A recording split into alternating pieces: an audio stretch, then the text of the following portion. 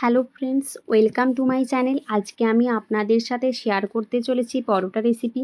এর জন্য আমি নিয়েছি ময়দা, দিয়ে দেব পরিমাণ মতো নুন আর দেব সাদা তেল। এবার হাত দিয়ে তেল আর নুন ভালোভাবে ময়দার সাথে মিশিয়ে নেব। এবার অল্প অল্প জল দিয়ে ময়দা মেখে নেব। দেখতেই পাচ্ছেন কত সুন্দর মাখা হয়ে গেছে। আমি কিছুক্ষণ এটা রেস্টে রেখে দেব। কিছুক্ষণ পর আমি এটা থেসে নেব এবং লেচি কেটে নেব। দেখতেই পাচ্ছেন আমার লেচি কাটা হয়ে গেছে।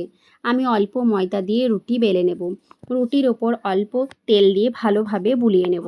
এবার আমি এপিট ওপিট উল্টে ভাঁজ করে চারিদিক মুড়ে নেব। আমি এটা একটি পাত্রে রেখে দেব।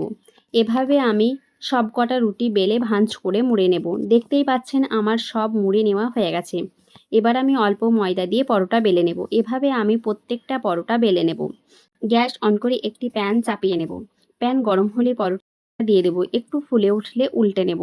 আমি ওপর থেকে তেল দিয়ে নেব। উল্টে পাল্টে তেল দিয়ে লাল করে ভেজে নেব। আমি এভাবে প্রত্যেকটা পরোটা ভেজে নেব। দেখতেই পাচ্ছেন কত সুন্দর হয়েছে। আপনারাও বাড়িতে এভাবে ট্রাই করবেন। গরম গরম পরোটার সাথে আলু ভাজা। কার কার ভালো লাগে কমেন্ট করবেন। চ্যানেলটি সাবস্ক্রাইব করে পাশে থাকবেন।